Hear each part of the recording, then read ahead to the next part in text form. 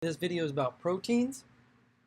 The proteins are polymers. All right, they are made up of amino acids, and in living things, we generally find 21 different amino acids that are used in different combinations, right, to make up proteins. Now, proteins are very complex molecules. They have what is called primary structure, secondary structure, tertiary structure, and quaternary structure. And we'll get into that.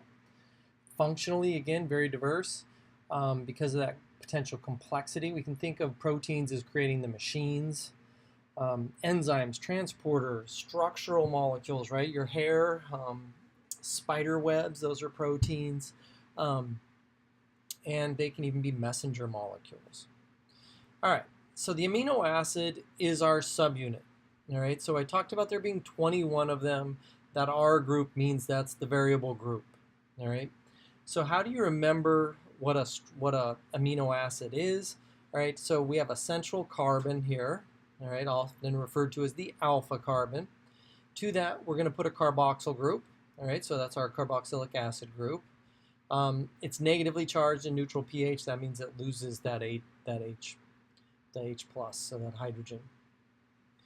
The amine group, NH3, on the other end, right, so that's the amino acid. And then we've talked about hydrogen being a placeholder or filling in where we need an extra bond. And so that's our hydrogen there, all right? So that's our basic amino acid structure. Now, the amino acids are broken into nonpolar or polar or charged. The top groups here, the polarity of it really is just referring to the R groups. And the R groups here are in this blue color, all right? And you can see these are all carbon-carbon, carbon-hydrogen bonds for the most part. You might see sulfur there, nitrogen in a ring, right? So that's the only reason that that's nonpolar. For the most part, if I ask you questions about whether it's polar or nonpolar, it'll be something that looks like this top here, where you'll really just see carbon, carbon, carbon, hydrogen, all right?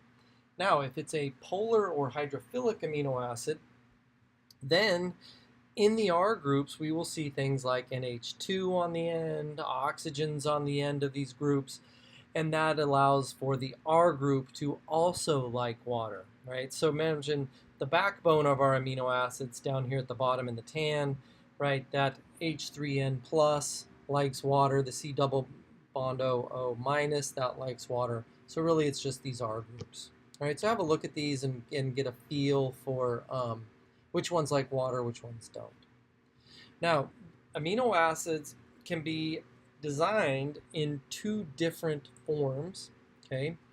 They are enantiomers of each other or mirror images. So living things generally use L amino acids for everything. So we use L for everything.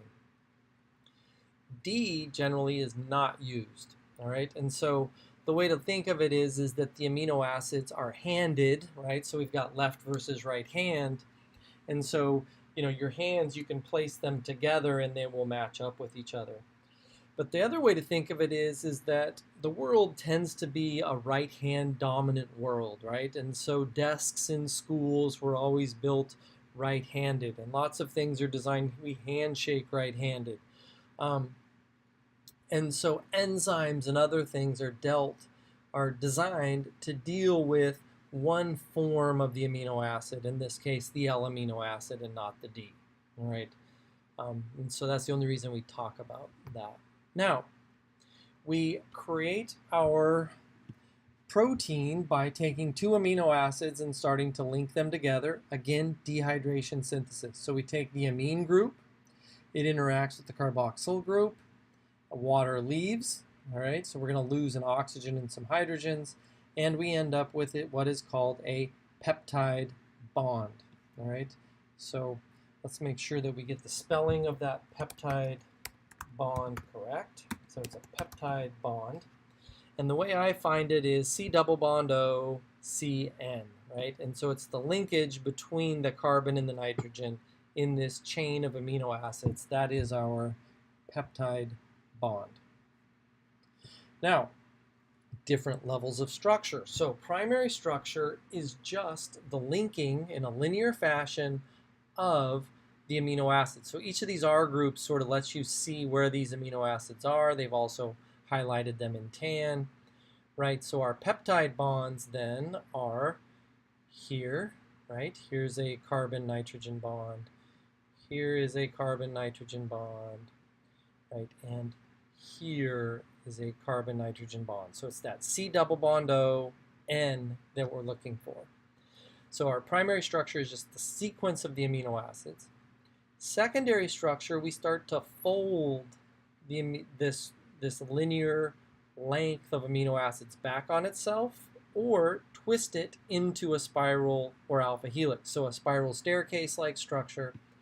And this is held together by hydrogen bonds. So the backbone of the amino acids is now hydrogen bonding. You know, these are hydrogen bonds here. And what they're doing is these hydrogen bonds are helping create this secondary structure, which is our beta-pleated sheet, which I think of as looking kind of like a sun chip as after we kind of weave this thing together, or a alpha helix, which looks like a spiral staircase. So now when we go to tertiary structure, what happens now is it's a bit like taking a piece of paper and just crumpling it up into a ball, right? So we're going to create a big lump or a blob. And so we're going to fold this thing back on itself, and it's going to create tertiary structure. So in the tertiary structure, right? So in tertiary, we are going to have the R groups are going to interact, and they're going to do so by hydrogen bonds, also ionic bonds, right, between the positive amine or carboxylic acid groups. All right, we can also get covalent bonds, which are going to be as disulfide bridges. So the sulfhydryl groups in some of those R groups will form covalent. And if we have a hydrophobic R group, it is going to look for other hydrophobic R groups. And so we are also going to have hydrophobic interactions. Okay, and so that is how this is going to come together. All right, so that's our R groups interacting to get our tertiary structure.